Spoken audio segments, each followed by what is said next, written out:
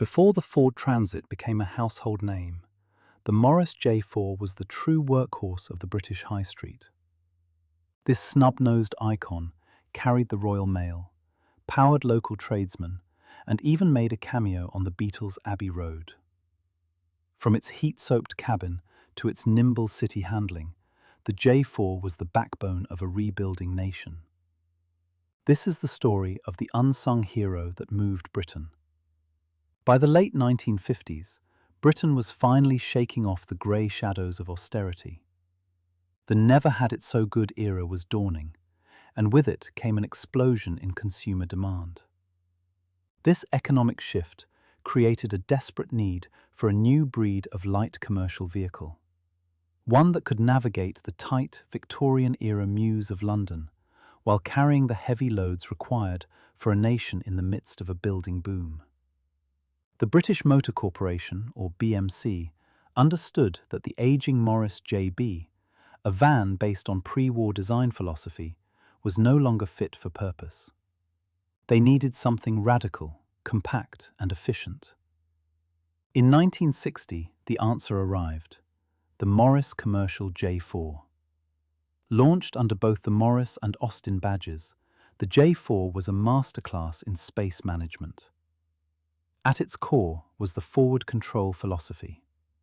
By positioning the driver directly over the front wheels and the engine inside the cab, BMC's engineers could dedicate almost the entire length of the vehicle to cargo. It was a revelation for the small business owner. Measuring just over 13 feet long, it had a turning circle that could put a modern hatchback to shame. Yet it boasted a payload capacity of 10 or 12 hundredweight. The J4 wasn't just a tool, it was an investment in the burgeoning British economy. Early advertisements didn't sell a lifestyle, they sold utility. They featured the men in brown coats, the electricians, the shopkeepers, and the wholesalers, who needed a vehicle that wouldn't let them down. It was marketed as an affordable, no-nonsense partner for the self-made man.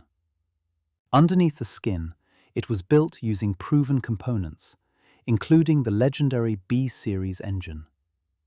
This meant that any village garage from Cornwall to Caithness could source parts and keep a J4 on the road. This accessibility was the key to its early dominance. As the first production models rolled off the assembly line at the Adderley Park factory in Birmingham, few could have predicted just how deeply this boxy little van would embed itself into the fabric of British society. It was the right vehicle at exactly the right time, poised to become the most recognizable face of the British workforce. To understand the Morris J4, you have to understand the forward control layout, a design choice that defined the driving experience for better or worse. By placing the cab directly over the front axle, Morris engineers achieved a flat load floor that stretched nearly the entire length of the van. But this efficiency came at a price for the driver. In the J4, you didn't just drive the van, you lived on top of the mechanicals. The engine lived in a prominent metal box, often referred to as the doghouse, situated right between the driver and the passenger. In the winter, this provided a welcome source of warmth, but in the height of a British summer, the cabin could become a literal oven. The heat soak from the BMC B-Series engine, the same 1,622 cubic centimeters unit found in the MGB sports car, was legendary. Drivers would often joke that if you forgot your lunch, you could simply wrap a tin of soup in foil and leave it on the engine cover. By the time you reached your destination, it would be piping hot. Mechanically, the J4 was a mixture of the brilliant and the basic. It featured independent front suspension using coil springs and wishbones, which was remarkably sophisticated for a commercial vehicle in 1960. This gave it a surprisingly nimble feel through corners. However, this was balanced by a steering column that felt somewhat vague, and a 4-speed gearbox with a floor-mounted lever that required a certain knack to operate smoothly. For the business owner, the choice of power plants was vital. While the petrol B series was the smooth, quiet option, the 1.5-litre diesel version was the choice for the high-mileage fleet. It was noisy, slow, and emitted a thick cloud of black smoke on cold mornings. But it was incredibly frugal and seemingly unburstable. The bodywork was equally pragmatic. The J4 was famous for its sliding front doors. In an era before health and safety regulations became a primary concern, it was a common sight to see a J4 buzzing through a city centre with both doors slid wide open to catch a breeze. It was a masterpiece of utilitarian design. A box on wheels that prioritized every cubic inch of space for the goods it carried, even if the driver's comfort was a secondary consideration. If you were to look at a photograph of any British town centre in the mid-60s, the Morris J4 wouldn't just be in the background, it would be the main character. This was the era where the J4 became the connective tissue of the nation's economy.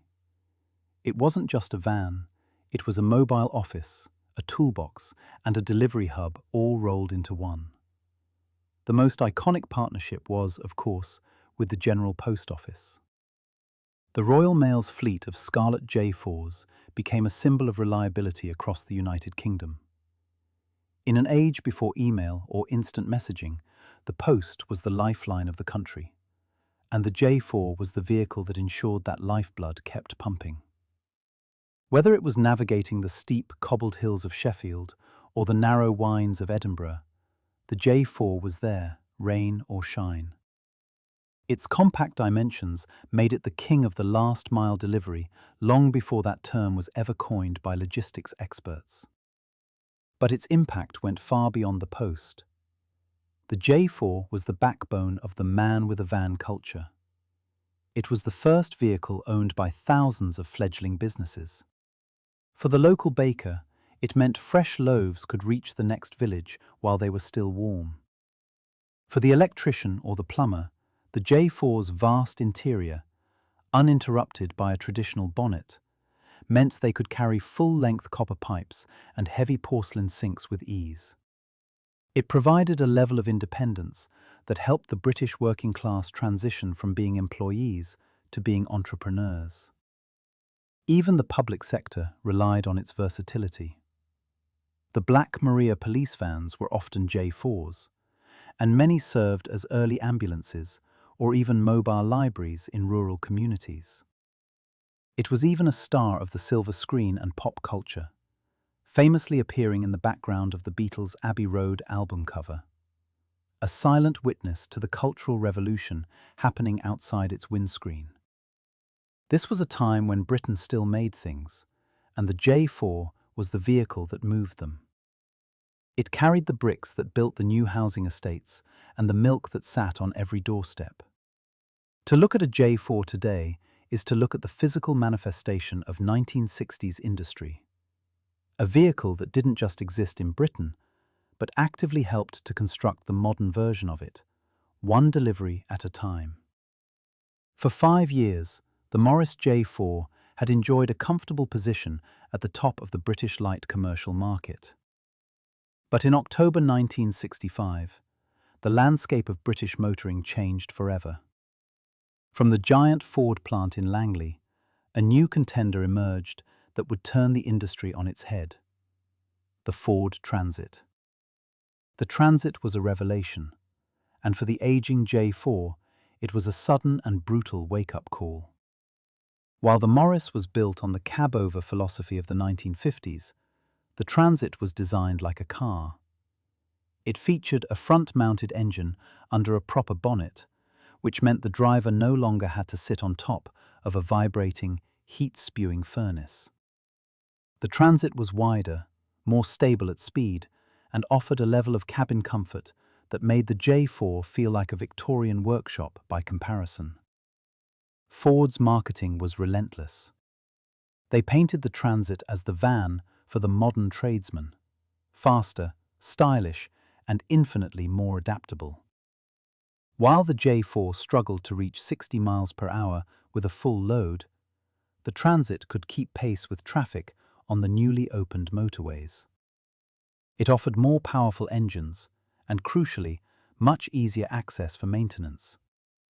The shift in the market was almost instantaneous. Fleet buyers, from utility companies to major retailers, began to look at their aging Morris fleets and saw a relic of the past. The J4 was suddenly the underdog. It was still reliable, still nimble, and still cheaper to run.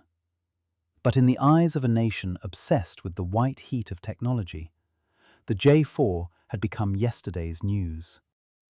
The revolution had arrived, and for the first time, the Morris J4 was fighting for its very survival.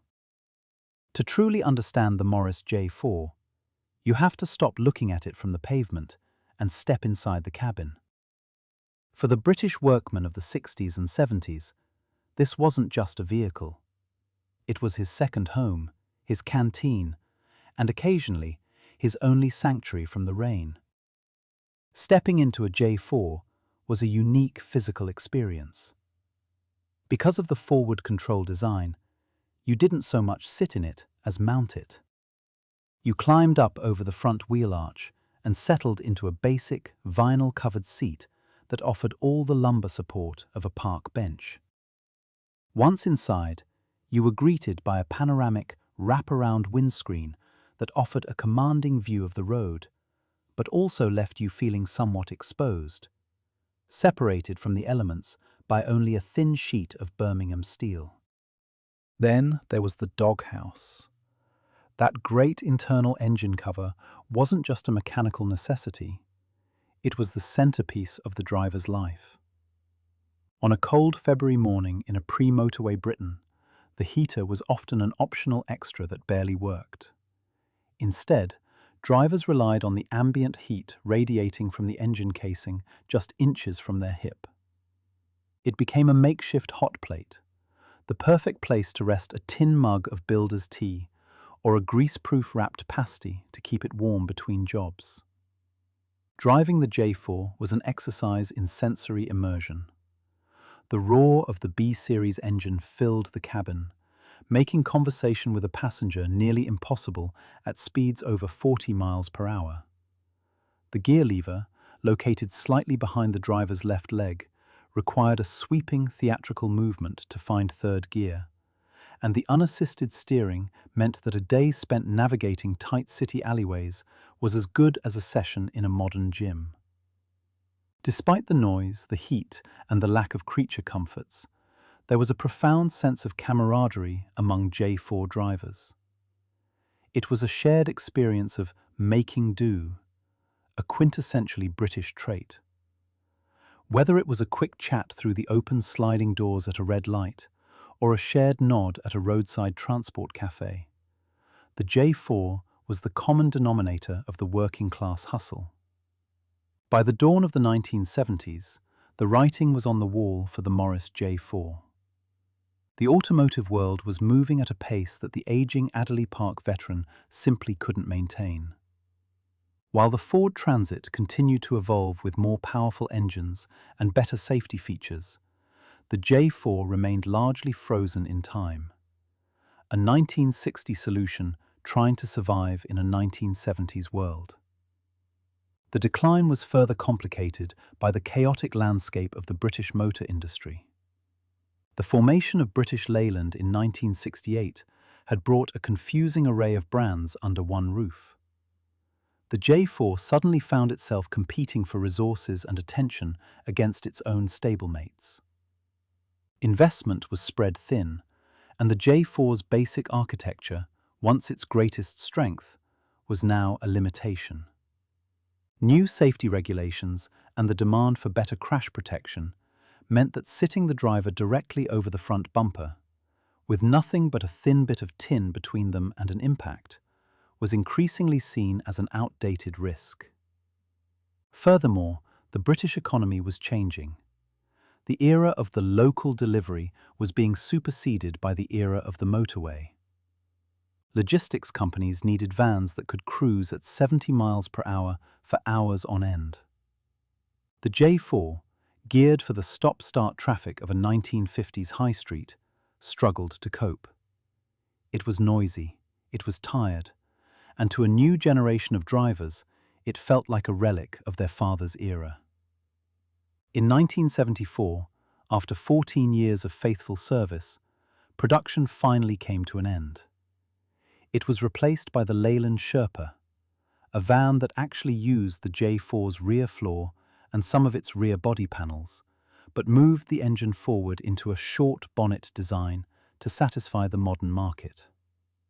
The J4 didn't leave with a bang, but with a quiet exit to the scrapyards of Britain. Most was simply worked to death, driven until the rust, the perennial enemy of British steel, finally claimed their chassis. By the late 70s, the scarlet post vans and the grey tradesmen's workhorses were being crushed and recycled, replaced by the boxy white silhouette of the Transit. It was the end of an era of simplicity, marking the moment when Britain's commercial roads transitioned from post-war utility to modern logistics. Before the Ford Transit took over, the Morris J4 was the unsung pulse of 1960s Britain. This forward-control workhorse put the driver directly atop the engine, maximizing cargo space for a nation in the midst of a post-war building boom. From the iconic red liveries of the Royal Mail to the mobile workshops of local tradesmen, the J4 was the ubiquitous witness to a changing era. Though eventually eclipsed by the Transit's modern comforts, its legacy survives today through dedicated collectors and that famous accidental cameo on the Beatles' Abbey Road. It was, truly, the van that built Britain.